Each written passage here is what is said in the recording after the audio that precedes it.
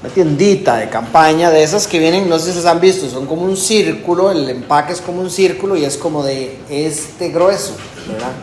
Y estaba ultra barata. A mí me sorprendió que yo decía, hay una tienda de campaña para 4 personas metidas en un círculo de ese tamaño y es así de grueso. Ya después vi las instrucciones de cómo se armaba y era impresionante. Vinimos aquí los chiquillos a ese rancho, me acuerdo, una noche, y uno agarra literalmente la tienda de campaña, la saca del estuche, la tira y la tienda de campaña se arma en el aire y cae. Y yo, el sueño de todo papá, de todo hombre, que armar una tienda de campaña, para los que han armado una tienda de campaña de palitos, es una tortura. Ojalá en Marbella, que mencionaba Andrés la semana pasada, a mediodía, cuando uno llegaba a los campamentos.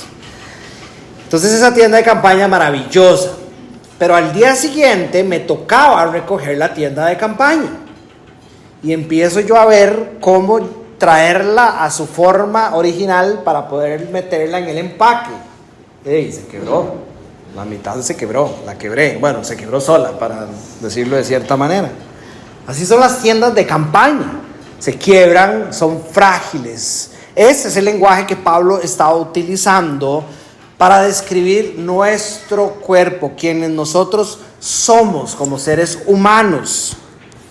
Vasijas de barro utilizó también en esta carta para describirnos, fácilmente quebrantables. En el tiempo de Jesús habíamos estudiado que habían vasijas de vidrio que se podían reparar, habían vasijas de lata que se podían reparar, habían vasijas preciosas de bronce, de plata o de oro, y las peores de todas, las más despreciadas por lo fáciles que se quebraban, eran las vasijas de barro. Nosotros somos vasijas de barro.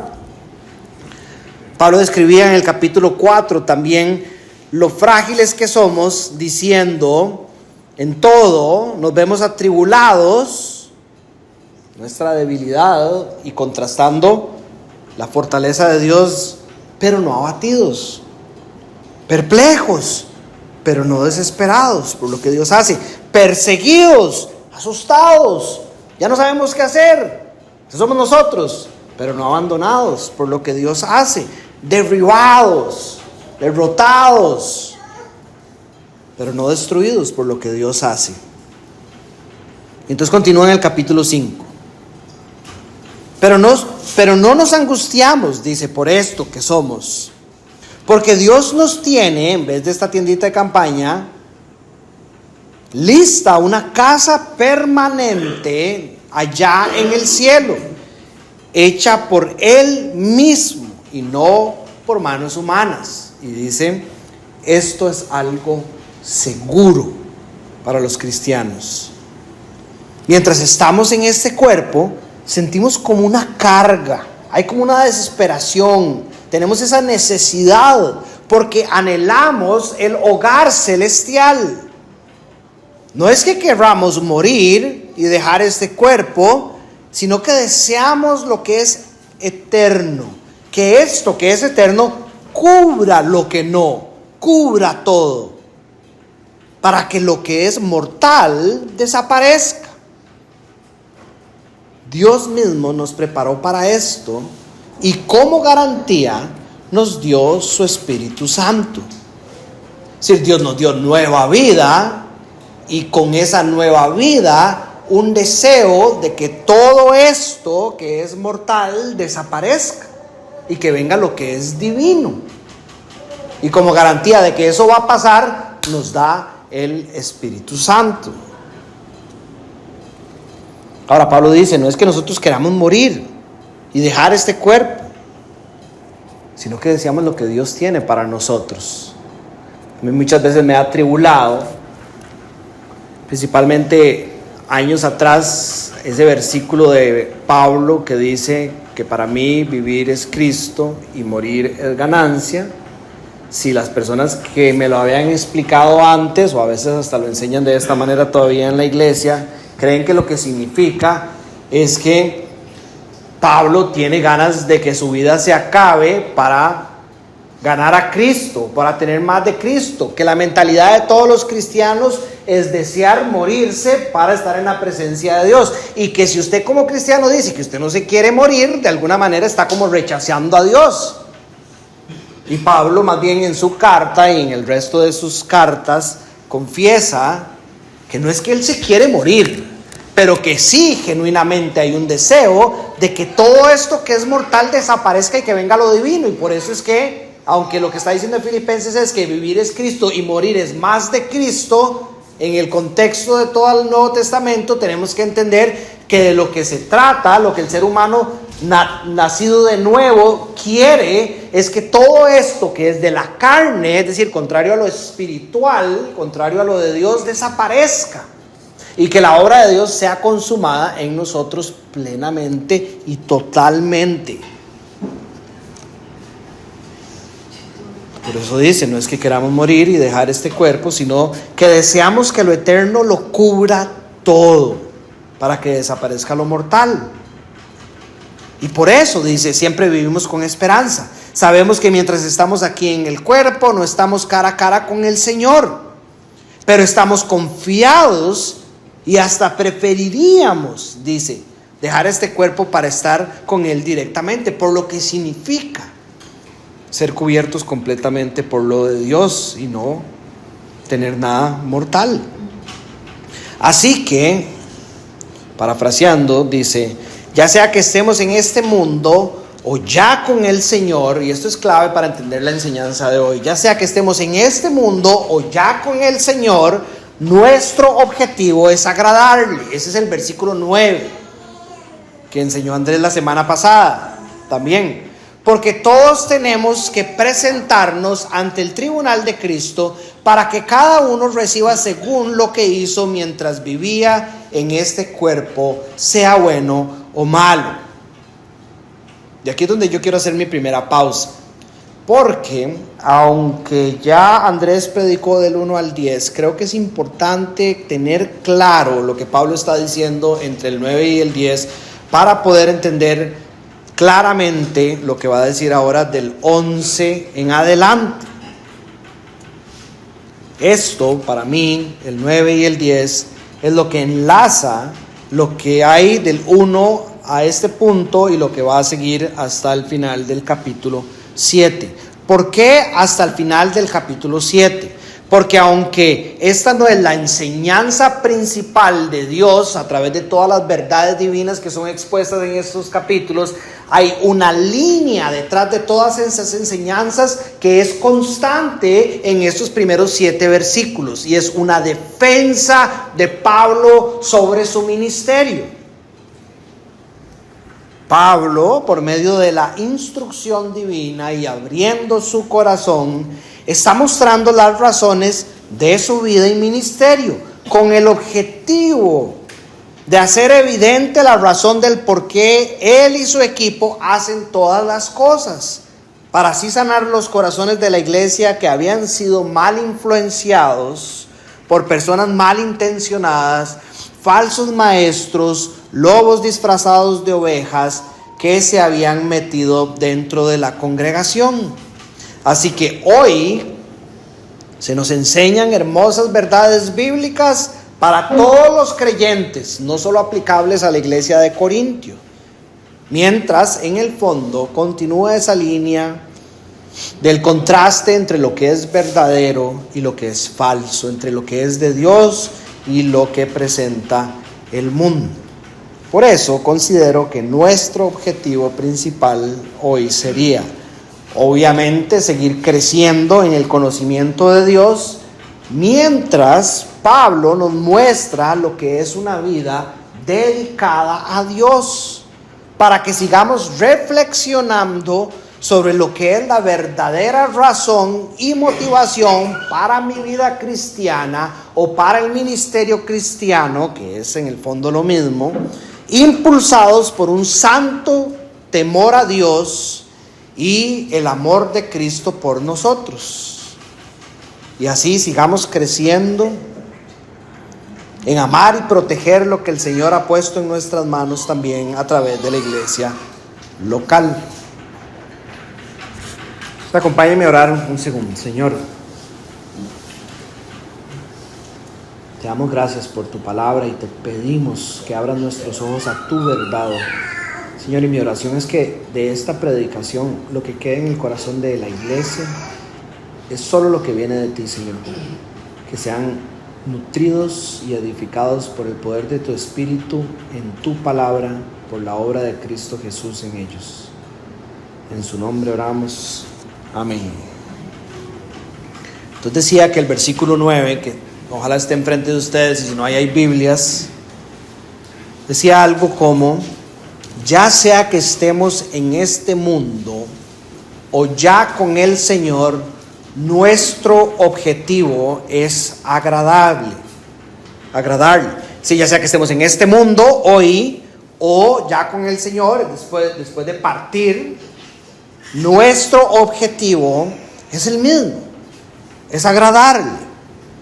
Entonces, ¿qué es lo que está Pablo diciendo aquí?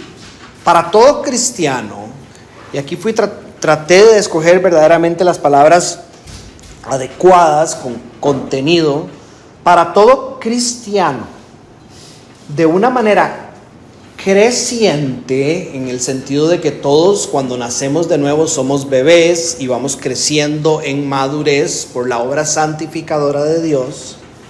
Entonces, para todo cristiano, de manera creciente, por la obra que Dios va haciendo en el corazón de los humildes, porque es importante rescatar que Dios ha determinado en su soberanía que su obra se haga en corazones humildes, de una manera que es agradable a Él. Si no es que su obra no se hace en corazones orgullosos, pero la Biblia nos dice que la obra que se hace en un corazón orgulloso no es del todo placentera para Dios, como lo es en el corazón de los humildes. De nuevo, para todo cristiano, de manera creciente, por la obra que Dios va haciendo en el corazón de los humildes, por entender lo que Dios ha hecho por nosotros, agradar a Dios se convierte en el objetivo primordial para nuestras vidas.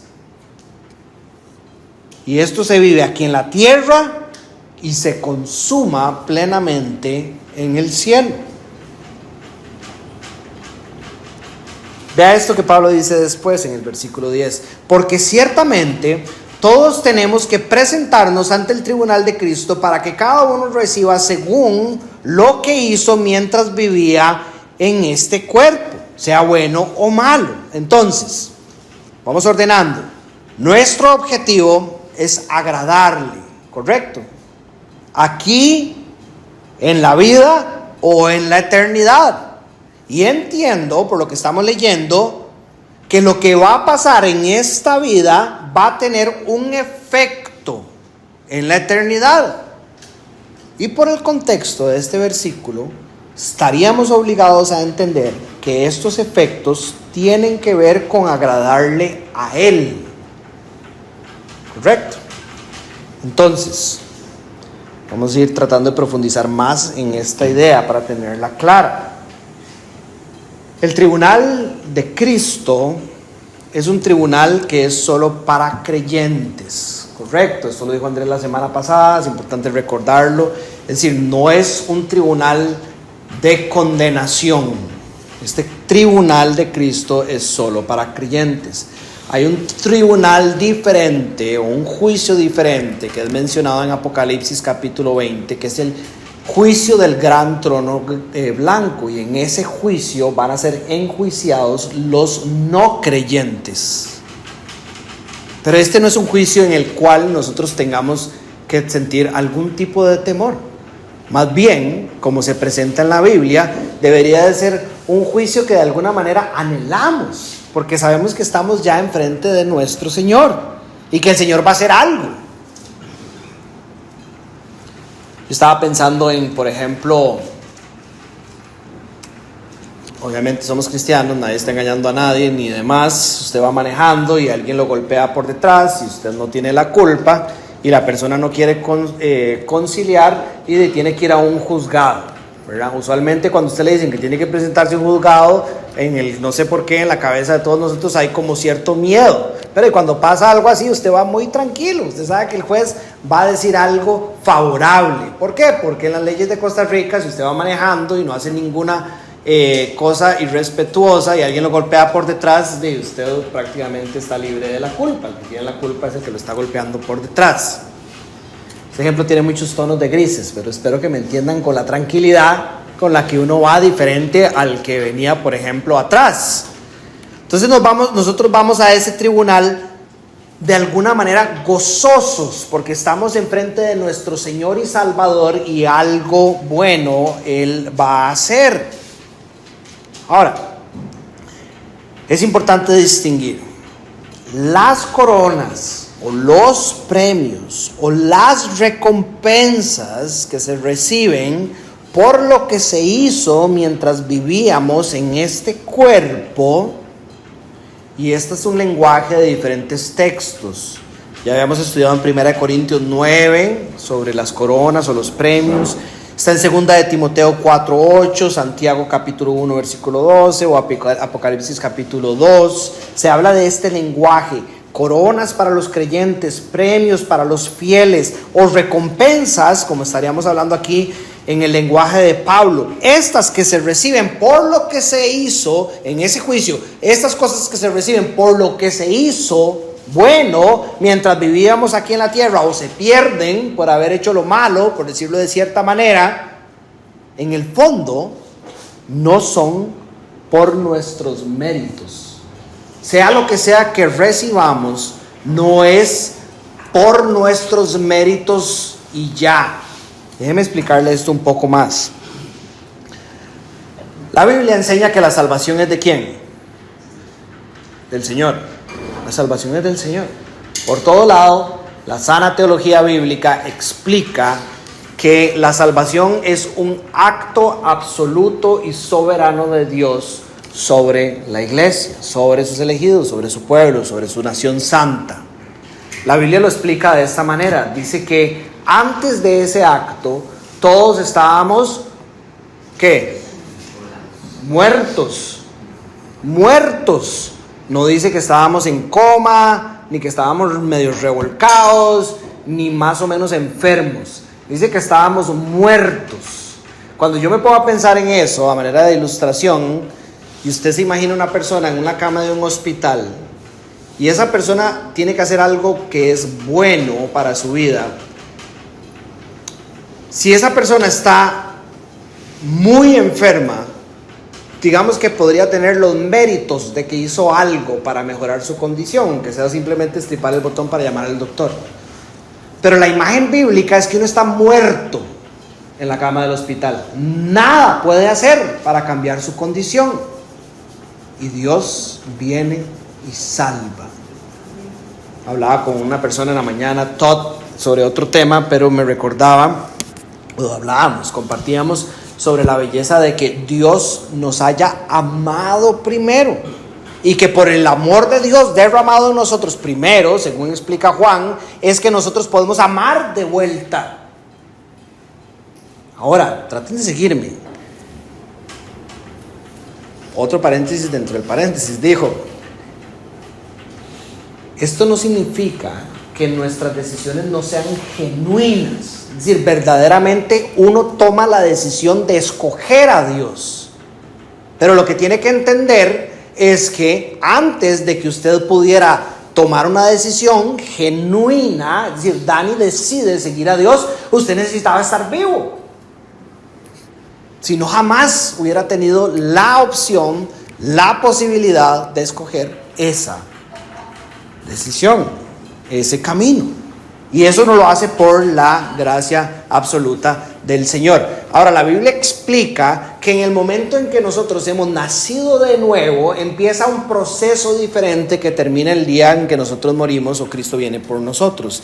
Y ese se llama el proceso de santificación, donde de alguna manera que solo Dios entiende, Él nos invita a ser partícipes y responsables de nuestro caminar cristiano. Tenemos una participación donde Él nos llama y nos va a llamar a cuentas por la humildad y la obediencia que tengamos con nuestro Señor. Pero aún así, la gloria es del Señor, no es nuestra. Filipenses en el capítulo 2, en el versículo 13, dice que Dios es el que en nosotros produce el querer como Él hacer, conforme a su buena voluntad. Es decir, quiere decir que cualquier cosa que nosotros hagamos buena, que es conforme a su voluntad, es porque Él puso en nuestro corazón las ganas de hacerlo y nos dio las fuerzas además para hacerlo. Entonces, ¿cuántos méritos hay ahí suyos?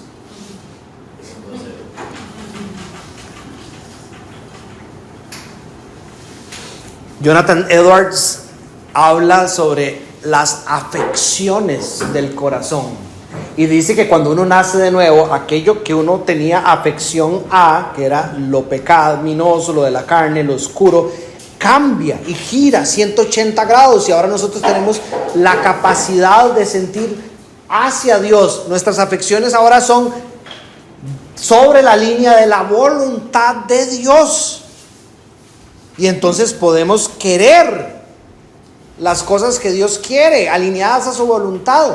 Pero aparte de eso, y lo sabemos por todo el Nuevo Testamento, el fruto bueno de la vida del creyente viene ¿de quién? Del Espíritu. Por todo lado hemos leído: anden en las obras de la carne o anden en las obras del Espíritu. Los frutos de la carne son más el fruto del Espíritu es ¿Qué respondemos cuando alguien ve nuestra vida, ve la santificación de Dios en nosotros? ¿Qué respondemos? De gracias a Dios. Cuando lo hacemos de corazón y de manera genuina, tenemos que decir: si hay alguien que ve algo bueno, según la voluntad divina, según el estándar bíblico, es porque es Dios en nosotros. Porque si somos sinceros, nosotros sabemos lo que somos sin Él. Y si no fuera porque Él nos ha sellado con su Espíritu y ha puesto su Espíritu en nosotros, que nos da la fuerza para producir frutos buenos, yo puedo ver como todos los días de mi vida mi carne quiere ir en la dirección contraria. Y por eso es que no es que queramos morirnos, pero yo quiero ser revestido de lo bueno y que eso se quite de mí. Cansado, ¿verdad? Cuando uno viene a la iglesia y escucha la palabra de Dios y uno dice: Señor, tu verdad es tan absoluta. Es decir, no puedo escuchar nada de nadie que me dé esa convicción de que lo que estoy escuchando es bueno. Pero ya el lunes, y si no ahorita más tarde, estamos haciendo lo contrario, ¿verdad? Queremos ser librados para poder agradar a Dios en esta vida. ¿Qué decimos cuando alguien ve cómo Dios provee para nuestras vidas? Sí, cuando estamos orando en el almuerzo con nuestros chiquillos o nuestra familia, decimos: gracias, Señor, porque provees para nuestra mesa. Señor, yo te doy el 50% de la gloria, porque el otro 50% de la gloria es mía, por todo lo que hay aquí. Nadie habla así en el sano juicio bíblico. La gloria es para Él. Entonces, las recompensas, las coronas o los premios son recompensas que Dios en su gracia otorga por su obra en nosotros.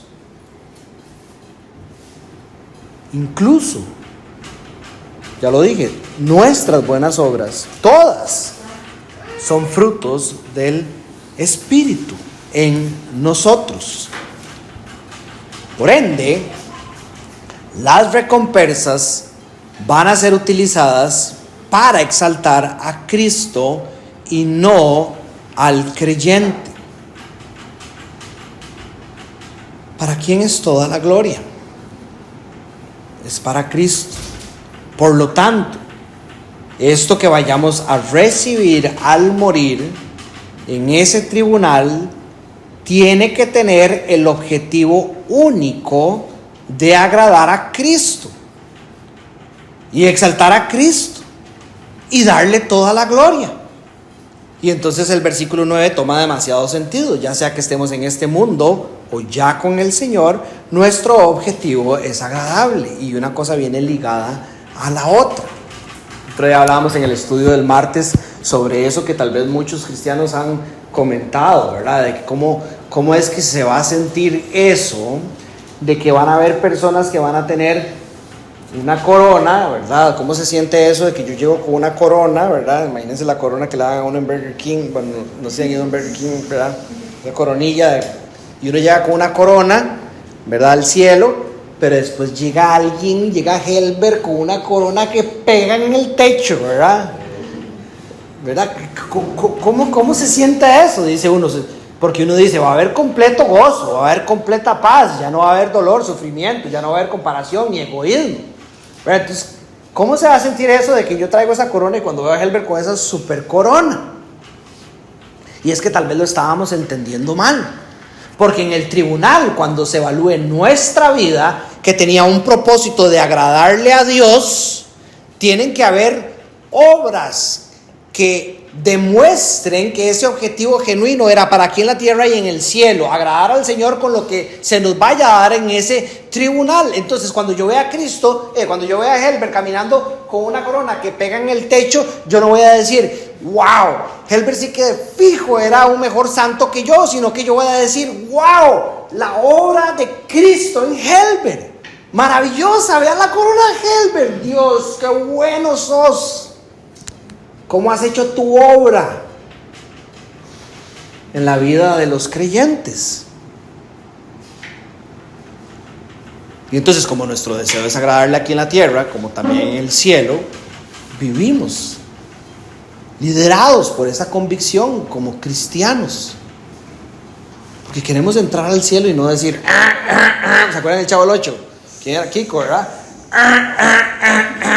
Miren los premios que yo tengo. No, queremos llegar con nuestras manos llenas para ponerlas en los pies de Cristo y que toda la iglesia no diga, wow, miren el montón de cosas que trajo Dani, sino que todo el mundo diga, wow, miren lo grandioso de Cristo que hizo de Dani, que no vale ni un 5, cosas agradables ante sus ojos. Y podamos glorificarlo y darle toda la gloria a Él por siempre. Vamos a vivir en esta vida como Cristo manda, no solo para agradarle hoy, sino para tener las manos llenas para agradarle, exaltarle y adorarle más mañana cuando estemos en su presencia. Entonces, ya con esto claro, ahora sí podemos entrar en el versículo 11. Pablo dice, por tanto, como sabemos lo que es temer al Señor, tratamos de persuadir a todos. Es decir, hay ese entendimiento de la importancia de agradar al Señor, ahora y siempre. Hay un entendimiento de quién es Dios, de lo que va a pasar. Pablo lo tiene claro. Por esa razón es que tratamos de vivir como vivimos y persuadir a todos de que la vida que estamos llevando es una vida conforme al corazón de Dios. Dice, Dios nos conoce a fondo y espero que ustedes también nos conozcan. Entonces, de nuevo, Pablo está apuntando a su manera de vivir, el por qué hace todas las cosas, el por qué evangeliza, la razón del por qué discipula, la razón del por qué sufre, la razón del por qué descansa, la razón del por qué a veces pide y a veces no pide, la razón del por qué exhorta e instruye. Y esta es la razón por la que queremos que vean nuestra vida, dice Pablo, según los ojos de Dios y no según los ojos de los falsos maestros o lobos dentro de la congregación que han querido manchar nuestro testimonio. Como sabemos lo que es temer al Señor, tratamos de persuadir a todos. ¿Qué es eso que Pablo sabe? El Creador quiere bendecir su creación. Ese fue el único objetivo con el que Dios creó no para maldecir, sino para tener una comunión con su creación y como consecuente, ya que Él solo da buenas cosas, bendecir a la creación. Fuimos creados para recibir esa bendición, para vivir bajo la sombra de esa bendición y por medio de eso ser agradables a nuestro Dios en una comunión santa con Él. Mas nosotros escogimos algo diferente y rompimos ese lazo, esa comunión. Aunque Dios no nos falló y solo nos estaba dando bendición, nosotros dudamos en el corazón, Adán, nuestro representante, y escogimos que queríamos algo más que Él, que queríamos lo que Él tiene, que queríamos ser como Él, y escuchamos otras cosas diferentes, como si fueran a bendecir nuestra vida más de la manera en que Él ya nos estaba bendiciendo, y ahí se rompe esa relación con ese santo creador. Ahora, esa comunión está siendo reconstruida por Cristo. Pablo sabe esto. Para eso vino Jesús. Para eso el Evangelio ha sido anunciado desde Génesis 3, desde después de la caída.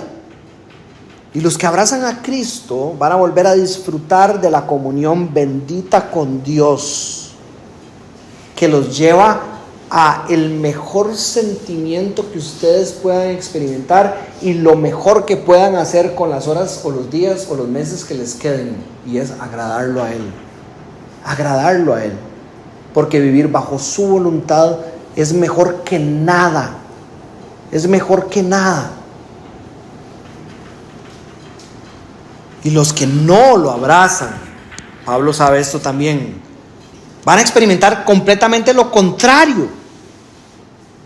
Son esclavos de sus ídolos. Ídolos tenemos los cristianos y los no cristianos. ¿Cómo detecta usted un ídolo? Un ídolo es algo que cuando usted no lo tiene, le quitan la paz y el gozo que Dios le ha dado. Pero los cristianos no somos esclavos de nada, hemos sido liberados en Cristo. Pues tenemos ídolos, pero Él nos deja verlos para nosotros huir y caminar en la dirección contraria.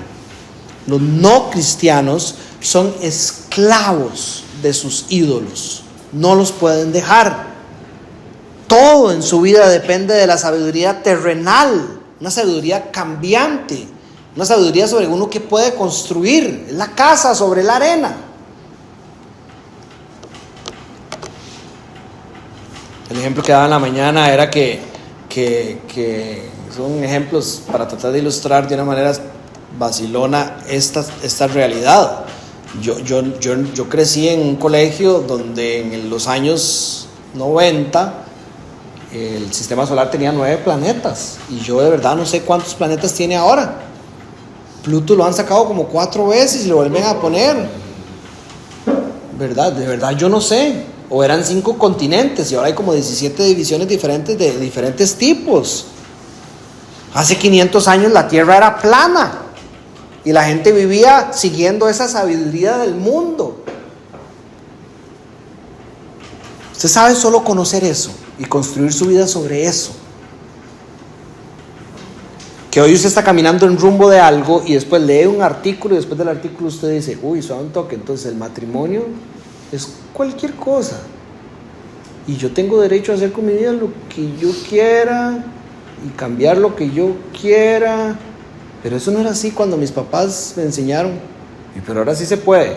Y me imagino que yo tengo que empezar a ajustar mi vida a todo eso y empezar a experimentar y dejar que sea alguien que le vaya definiendo cómo vivir un ser humano pecador y cambiante, y no Dios. No descansar en una verdad que no ha cambiado nunca y que no ha llevado a nadie por un mal camino. Estos no creyentes creen que aman algo, pero destruyen todo lo que está a su paso mientras dicen amar esas cosas. ¿Cuántas veces estoy yo en consejería? Bastante común leer esto en libros o escucharlo o vivirlo en la carne cuando uno está aconsejando a alguien, personas que en el nombre del amor hacen y hacen y hacen y hacen y terminan destruyendo esto que según ellos aman. En el nombre del amor persiguen el dinero sobre todas las cosas porque ellos dicen que de esa manera es como ellos aman y proveen para su familia, y cuando vuelve a ver atrás ya ni familia tiene. O hacer las cosas según como el mundo dice que hay que hacerlas, alejadas de lo que Dios dice. No hay verdadero gozo divino, no hay verdadera paz, no hay humildad verdadera.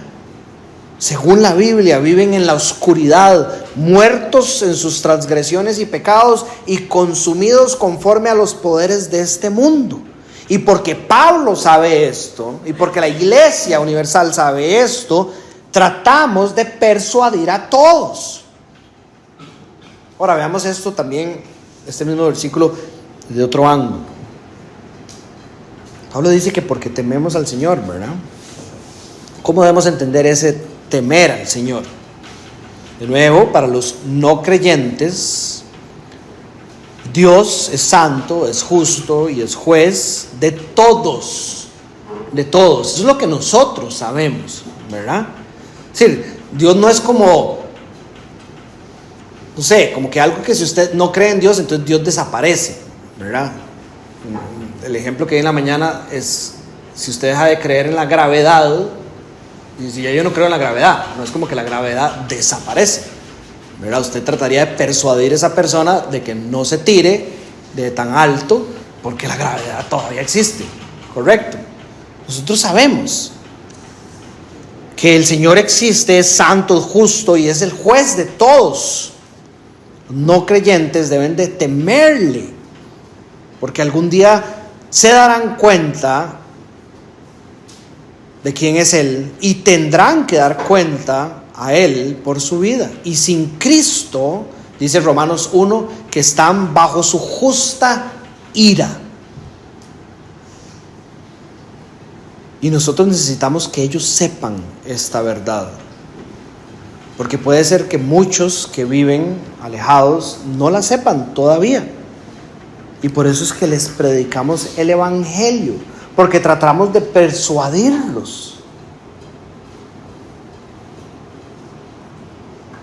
que ellos puedan entender a ese Dios, y el temor que deberían de sentir los lleva al arrepentimiento y a buscar la gracia que solo se encuentra en Cristo Jesús. Ustedes han escuchado que yo he dicho esto en el pasado y lo aprendí, ni siquiera, es decir, lo escribió Jerry Bridges, creo que fue en un libro de qué es el Evangelio. Es decir, si el Evangelio son las buenas noticias, tenemos que estar seguros que esto que estamos compartiendo incluya esas malas noticias, de que si no se arrepienten de su manera de vivir, solo queda condenación, porque si no simplemente son noticias, ¿verdad? Si usted llega solo con las noticias y desde el público usted simplemente predica de que Jesús es el Salvador, de que Jesús es bueno y que lo abrace para que usted vaya al reino de los cielos, pero usted no entiende por qué usted necesita un Salvador, cuál es su condición sin ese Salvador, entonces ¿para qué va a querer el Salvador? ¿Qué es lo que ellos dicen? No, pues, pero yo para qué, yo estoy bien, así como yo estoy bien.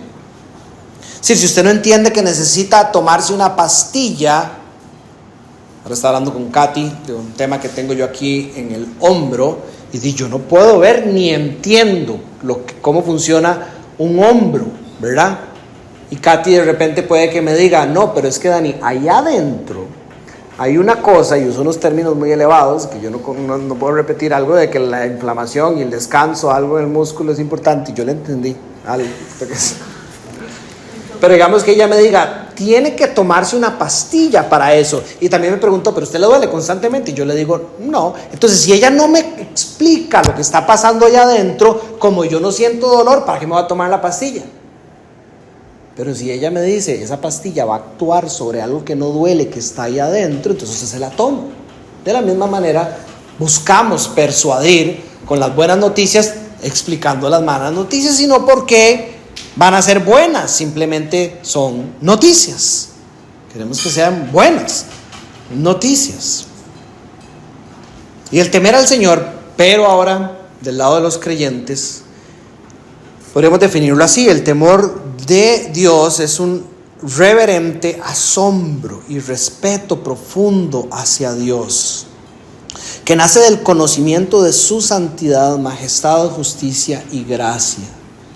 No es un miedo como el de un esclavo ante un amo cruel, sino un temor filial, como el de un hijo que ama a su padre y no quiere desagradarlo. Ese es el temor que nosotros sentimos cuando entendemos quién Dios es y lo que Él ha hecho por nosotros. Si yo quiero vivir una vida para agradarle a ese gran Dios que vino a morir en la cruz por mí. Es un temor que produce obediencia, humildad y adoración, no huir de Él. Y está ligado al conocimiento de Dios como juez, pero también como Padre. Es el principio de la sabiduría, dice Proverbios 1:7, y una marca de todo verdadero creyente. Juan Calvino escribió que el temor de Dios es reverencia unida al amor que voluntariamente nos somete a su voluntad. Pablo dice que él busca persuadir a todos y por eso vive y hace lo que hace. Abro otro paréntesis simplemente para profundizar en cuáles son las estrategias que encontramos en la Biblia de cómo Pablo persuade a las personas, busca convencer a las personas. No es por medio de lavarles el cerebro, ¿verdad? Sino es por presentar la verdad de Dios, como lo estamos viendo en esta carta. Él usaba la ley, los profetas, la revelación divina como la base para mostrar que Jesús es quien dijo que era. Él usaba el razonamiento lógico, argumentaba con claridad y con coherencia, sin manipular lo emocional. Es decir, él explicaba las cosas tan claras y profundas que las personas podían escuchar y razonar sobre lo que estaban escuchando para decir: yo entiendo que esto es bueno. Dios nos dio la razón, nos dio la capacidad de razonar para que no vivamos una fe donde sí, yo creo todo lo que me digan, aunque no entienda nada de lo que me están diciendo.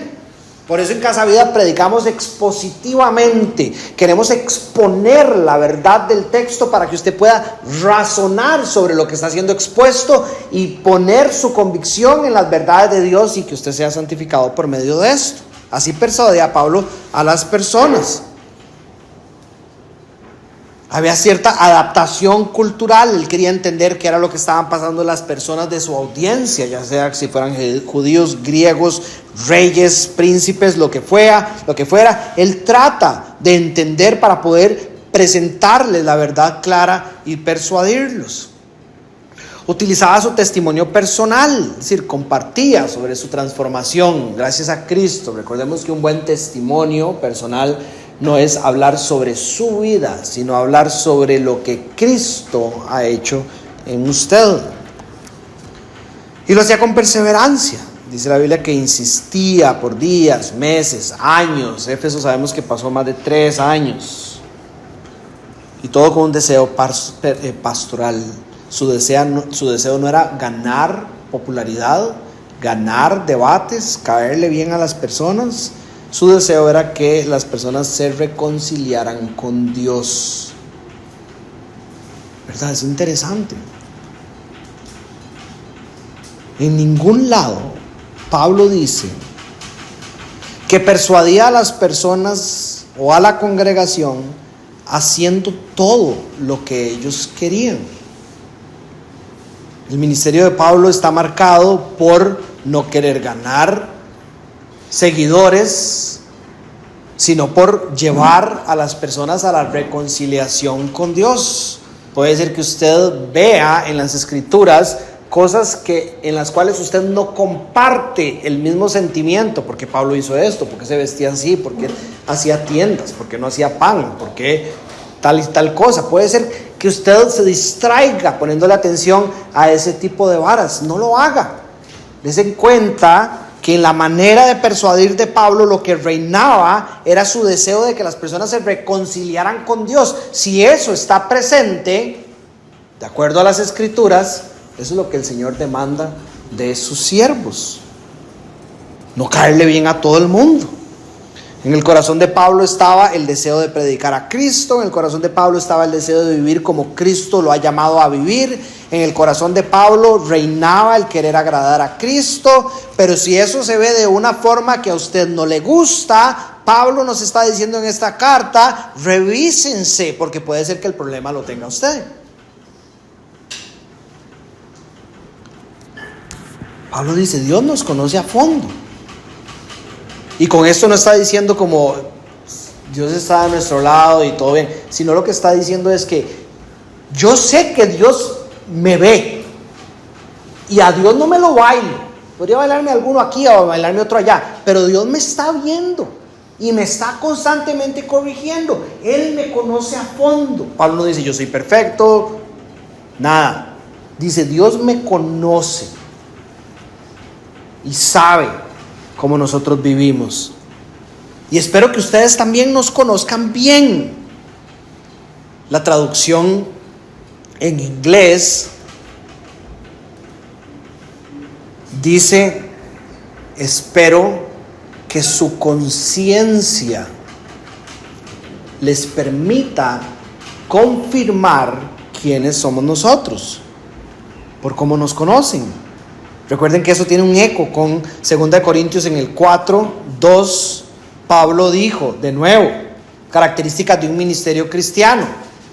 La característica no es agradarle a todo el mundo. Haga todo para que todo el mundo en la congregación esté de acuerdo como usted hace todas las cosas. Vístase para que el 100% de la congregación esté de acuerdo como usted se viste. Haga su casa de la forma en que todo el mundo está de acuerdo. No, dice, no actuamos con engaño, no torcemos la palabra de Dios. Más bien, la exponemos con claridad para recomendarnos a toda conciencia humana delante de Dios. Pablo quiere enfocarse en lo que Dios manda, para que por medio de ustedes, viendo lo que Dios pide de una persona, puedan evaluar entre los que son de verdad y los que son de mentira. Pero el estándar es el que Dios da, no el que el mundo da. Vea lo que dice en el versículo 12. No estamos tratando de recomendarnos otra vez a ustedes, sino que les damos un motivo para sentirse orgullosos de nosotros, para que puedan responder a los que se sienten orgullosos de las apariencias y no de lo que hay en el corazón. Pablo quiere ayudarlos a ver con claridad lo que es bueno, que cuando ellos puedan ver con claridad lo que es bueno, ellos puedan sentirse orgullosos, en este caso de Pablo, porque ellos van a poder decir, wow, gracias Dios, nos sentimos orgullosos de lo que estás haciendo en Pablo, que sigue fuerte con sus convicciones, haciendo lo que tú le has mandado a hacer, y que no ha negociado de esas cosas para seguir a los que se sienten orgullosos de las apariencias y no de lo que hay en el corazón. Entonces, de nuevo, Pablo dice, parafraseando, sepan mis hermanos, esto no se trata de una autopromoción. Mi objetivo no es de nuevo empezar de cero, va por el capítulo 5. Su objetivo no es llegar y decir, hola otra vez, por favor créanme, yo soy Pablo, apóstol de Cristo, enviado para bendecirlos. No, eso no es lo que está tratando de hacer. Su objetivo tampoco es impresionarlos como lo hacían los que andaban aparentando, que bien nos explica esta carta. Capítulo 3, versículo 1. Andaban moviéndose por ahí con cartas de recomendación de alguien de por aquí o de alguien de por allá. Capítulo 11, versículo 5 al 6. Por su habilidad de retórica. Es decir, entre mejor habla, más santo tiene que ser. Del 11 al 22. Por su ascendencia judía. Es que yo vengo de aquí, yo vengo de acá, yo soy de aquí, a mí me enseñaron esto, yo vengo de tal familia. Esas eran las cartas de las apariencias. Por la experiencia estática o visionaria que pudieran tener, capítulo 12, versículo 1, o por las señales apostólicas que realizaban, capítulo 12 y versículos 11 y 13, llegaban y decían, hey, créannos a nosotros, que nosotros miren cómo nosotros hablamos, miren cómo nosotros nos vemos, miren de la familia que venimos y miren las señales que podamos hacer. Síganme a mí y no sigan a Pablo. Eso es lo que estaba pasando, porque Pablo se ve así, porque Pablo no viene de donde nosotros venimos, porque Pablo sufre, porque Pablo le ha pasado esto y le ha pasado lo otro. ¿Ok? ¿Qué dice Jesús sobre las apariencias? En Mateo capítulo 5, versículos 21 al 23 dice: no todo el que me dice Señor, Señor, entrará en el reino de los cielos, sino solo el que hace la voluntad de mi Padre que está en el cielo. Ok, vamos bien. Ok, eso está claro. Pero Jesús después dice: muchos me dirán en aquel día, Señor, Señor, ¿no profetizamos en tu nombre? Y en tu nombre además expulsamos demonios e hicimos muchos milagros. Y está hablándole a los fariseos, a los líderes de ese tiempo, ¿verdad? Entonces son aquellos que decían: pero nosotros somos los fariseos de los puros fariseos, tenemos todas estas cartas de recomendación, y además vea todo lo que hemos hecho en el nombre suyo, hemos expulsado demonios y hemos hecho muchísimos milagros y hemos profetizado. Y Jesús les dice: apártense de mí, hacedores de maldad. ¿Por qué? Porque ellos venían con credenciales, con apariencias, a exigirle a Dios: aquí estamos, ábrame las puertas del cielo. Y el Señor les dice: no, porque aquí no se trata de lo que usted pueda presentar, aquí se trata de mi persona en su vida como la carta de presentación. Usted no puede llegar a la presencia del Rey a decirle: yo tengo derecho a entrar por mis apariencias y por las cosas que yo hago en su nombre. Usted llega de rodillas a las puertas del cielo clamando en que Cristo sea el que está enfrente suyo y que sea su obra y su vida lo que lo representa a usted.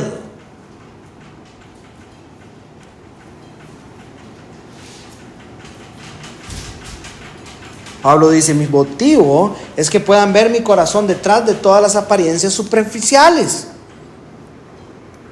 Que vean que vean que yo no ando rajando de nada, ni tratando de aparentar nada, ni tratando de agradarle a nadie más que a Dios. Y por eso solo hablo de Dios, y si voy a presentar una verdad, presento la verdad de Dios, y mi vida da frutos de que ando buscando seguir a Dios. Mi motivo es darle un motivo a ustedes para sentirse orgullosos de nosotros por lo que Dios hace en nuestras vidas. Un comentarista escribió: Pablo está diciendo: presuman de lo que Dios ha hecho por medio de nosotros para ustedes. Presumir de su pastor por dónde vive, o qué hace, o qué auto conduce, no vale de nada. Pablo insiste: presuman de que sufrimos con fidelidad, atravesamos dificultades y perseveramos. Presuman del hecho de que predicamos el evangelio cada semana. Y presuman del hecho de que cuando estabas en un lugar oscuro y escuchaste un sermón, ese sermón te sacó de la oscuridad. Presuman de ese tipo de cosas. Es imposible no tener que poner ejemplos que tengan que ver con nuestra congregación, ¿verdad? Por favor, que ustedes no presuman de ver en el carro que anda Dani hoy, si a alguien le parece que mi carro es bonito, o no anden creyendo en que yo soy un buen pastor por cómo se ve mi casa o por cómo me visto, por lo ultra guapo que soy. ¿Qué pasa? Y humilde. No. Si algo le cuento a las personas sobre el testimonio de nosotros, es la manera que por el llamado de Cristo más bien dejamos todas las cosas atrás. Y yo me vine a vivir aquí recién casado, y mi esposa era la única que podía traer un salario a la casa para predicar a Cristo. Y sufrimos alquilando. En el COVID tuvimos que irnos de la casa, y nos ha pasado una cosa aquí y otra cosa allá, y nos han pasado un montón de varas por seguir al Señor.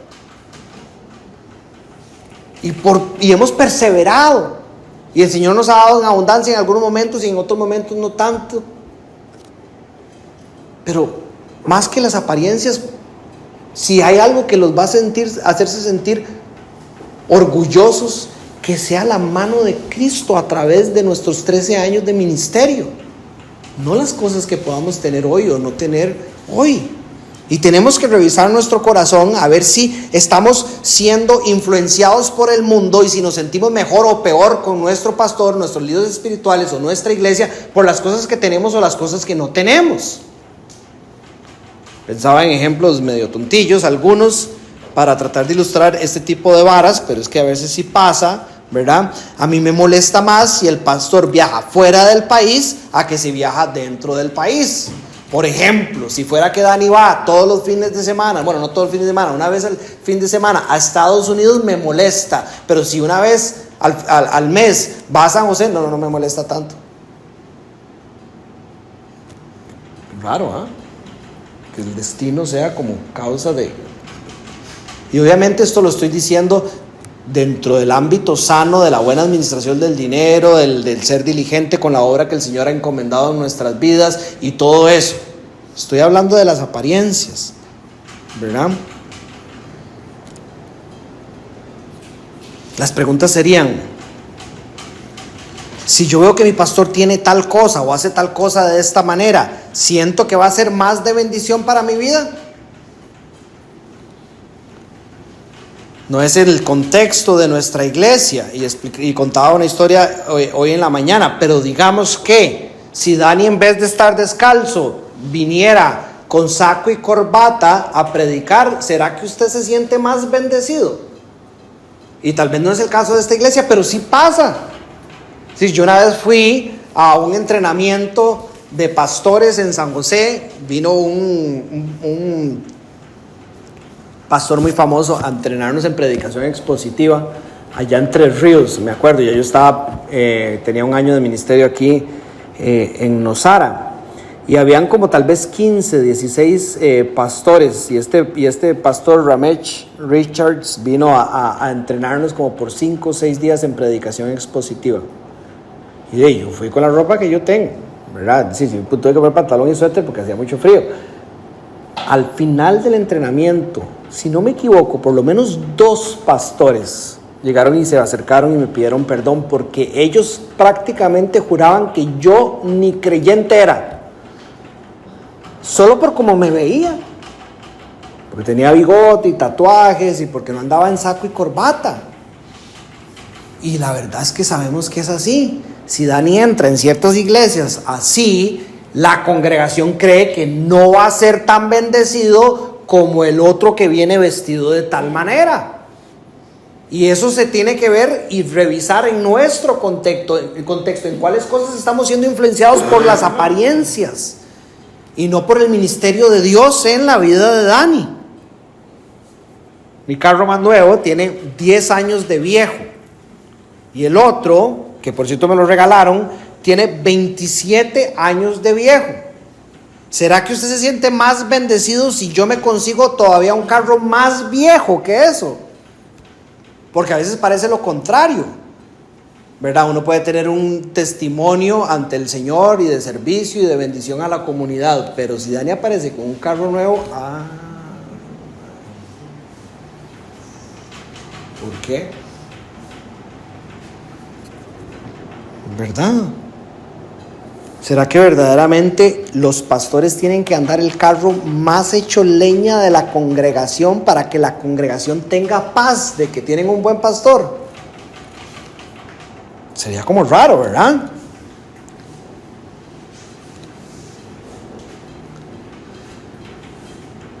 Versículo 13: si estamos locos, dice Pablo, es por Dios. Y si estamos cuerdos, es por ustedes. En otras palabras, ¿creen que estamos fuera de nosotros? Puede ser, pero es porque estamos totalmente entregados a Dios. Pablo lo ha dicho a los mismos corintios en la primera carta, que el evangelio es una locura para los que se pierden, pero es poder de Dios para salvación para los que no se pierden, ¿correcto? Entonces es una locura. Entonces dentro de la iglesia de Corintios habrán personas que dicen: este tal Pablo está loco. Y Pablo dice: sí, para los que estoy loco, claro, estoy loco por el Señor. Dice: pero para los que están Para los que estamos cuerdos, dice, es por ustedes. Es decir, para aquellos que ahora pueden abrir sus ojos y ver verdaderamente a Dios en el servicio y en la vida de Pablo, sépanlo que todo lo que estamos tratando de hacer es para el beneficio de ustedes. No es un deseo egoísta de vivir según nuestros deseos, sino según la comisión que el Señor nos ha dado.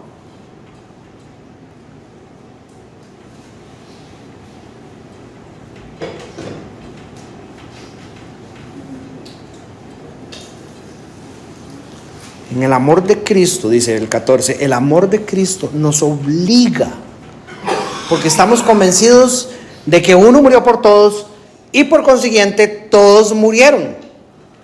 Ese amor de Cristo nos obliga, y las palabras de verdad ni en el inglés ni en el español alcanzan para tratar de explicar lo que se está diciendo en el lenguaje original. Tiene que ver más como con guía, tiene que ver más con que si podíamos caminar de esta manera, al enfrentarnos al amor de Cristo, las cosas se vuelven cada vez más angostas y nos llevan solo a caminar en la dirección en que Dios nos ha mandado a caminar.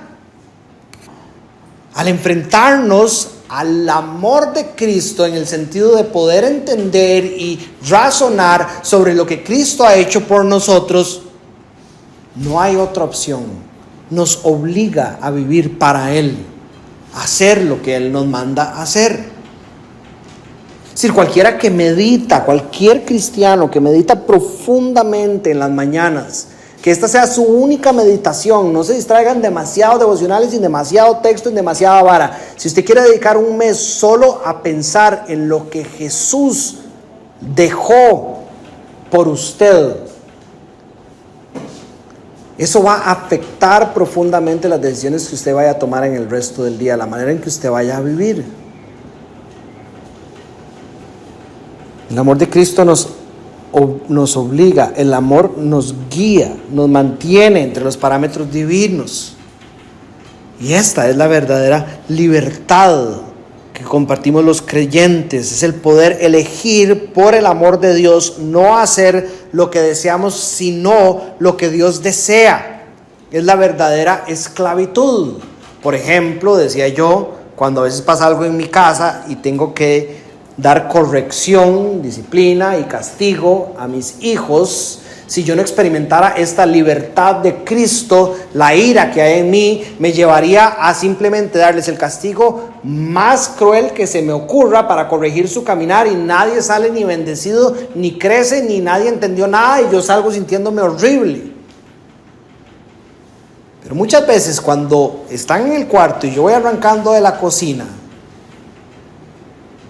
el amor de Cristo me guía a actuar de la manera en que Él me manda.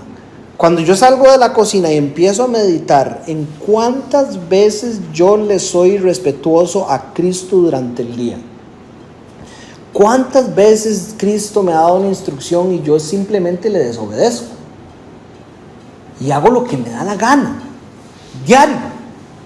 Cuando yo me pongo a pensar en eso y en cómo Él todas sus mañanas derrama gracia y misericordia, todas mis mañanas derrama gracia y misericordia sobre mí, y que aunque por mi culpa Él fue a la cruz, aún así me sostiene para llenarme de bendiciones y de vida eterna. Cuando yo pienso en ese amor de Cristo, me obliga a actuar en la manera en que Cristo me ha llamado a actuar, y el corazón con el que llego al cuarto donde mis hijos es totalmente diferente que si yo fuera esclavo de mi corazón.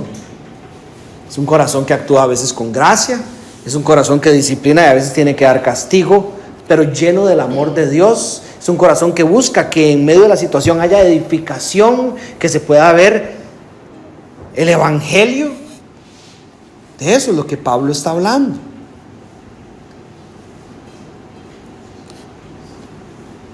El amor mostrado por Cristo en su vida, muerte y resurrección es la motivación del por qué hace las cosas. ¿Y qué es ese amor que Pablo entiende? Él lo define al final y con eso ya vamos cerrando. Dice que uno murió por todos y por consiguiente todos murieron. ¿Verdad? Eso es lo que dice. El amor de Cristo nos obliga. Porque estamos convencidos de que uno murió por todos, ¿verdad? Porque estamos, es decir, esto es lo que yo entiendo, uno murió por todos y por consiguiente todos murieron. Y el 15, y él murió por todos para que los que viven, por la muerte de él, ya no vivan para sí mismos, sino para aquel que murió por ellos y fue resucitado. Entonces Pablo entiende el amor de Dios mostrado en medio de nuestra unión representativa con Cristo. Ahora, esto suena un poco complicado, ya se los voy a explicar, pero primero déjenme abrir un paréntesis más. Pablo dice que uno murió por todos. Ese todos está definido por el contexto. Es importante que sepan que está definido por el contexto. Cristo no murió por toda la humanidad para perdonar los pecados del 100% de las personas que han existido, existen o existirán. Nosotros no podemos pensar bíblicamente de esta manera. ¿Por qué? Si Cristo realmente satisfizo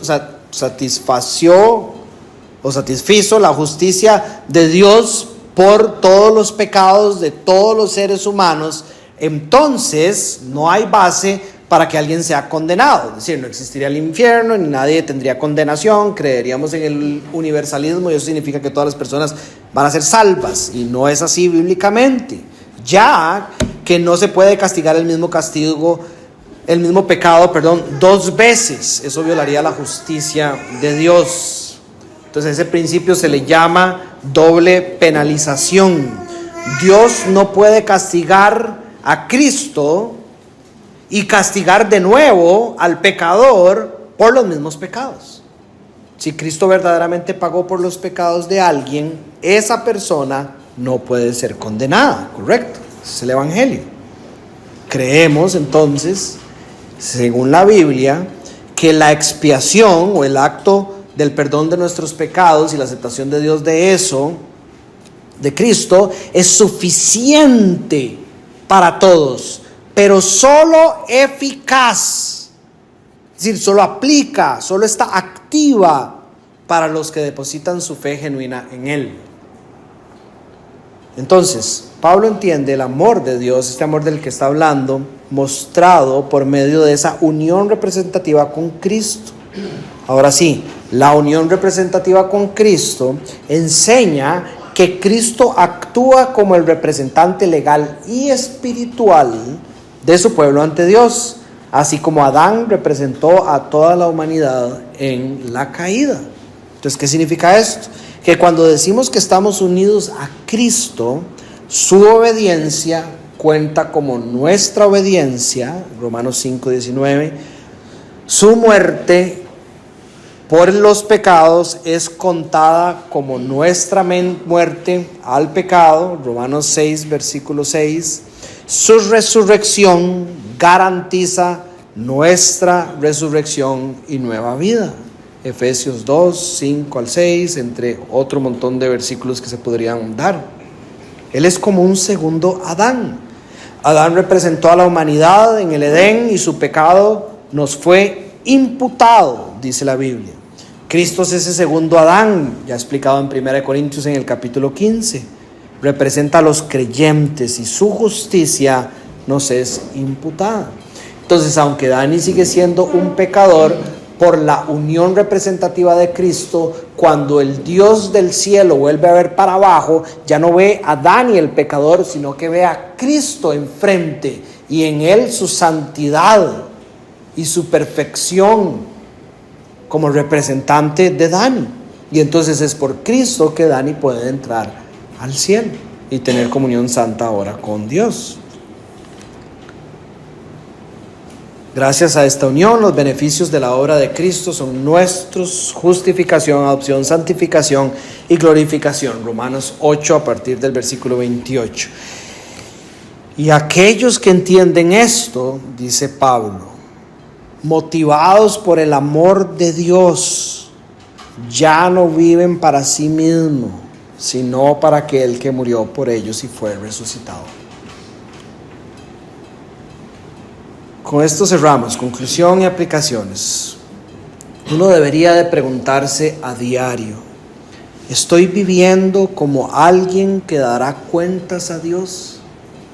Pero a veces podemos caer en ese error de creer de que, bueno, voy a vivir así, voy a hacer ciertas cosillas así, porque como que nadie me está viendo y como de fijo Dios no se va a acordar. Todos los días, la manera en que estamos escogiendo hacer, hablar, las cosas que decimos, cómo administramos nuestro tiempo, nuestro dinero, lo que Dios ha puesto en nuestras manos, muestra que hay un entendimiento de que va a haber una consecuencia con respecto a eso, al presentarnos ante Dios, y que nos va a poder de alguna manera restar la capacidad de poder agradarle más a nuestro Señor. Vivamos con un sano temor del Señor que nos lleve a agradarle y que nos lleve a persuadir a otros para que puedan agradarle también. Y para lograr estos propósitos, haz lo que Dios te llame a hacer. Haz lo que Dios te llame a hacer. Busquen vivir con una conciencia limpia. Busquen traer su conciencia ante el Señor y presentarla en frente de hermanos y hermanas, mientras juntos vamos haciendo lo que Dios nos mandó hacer. Recuerden que una conciencia limpia ante Dios no implica simplemente lo que usted cree que Dios le dice que tiene que hacer. La iglesia es el consejo de Dios también para guiar en nuestro camino. Deja de medir tu valor por lo que otros piensan. A veces obedecer a Dios hará que otros te vean como raro o como exagerado. No te detengas por miedo al qué dirán. Tu mayor preocupación debe ser: ¿estoy agradando al Señor o no estoy agradando al Señor? El mundo va a establecer el valor de las personas por sus apariencias, por lo que tienen y por lo que se puede ver. Nuestro valor tiene que estar construido en Dios. Deja que el amor de Cristo te obligue a la santidad.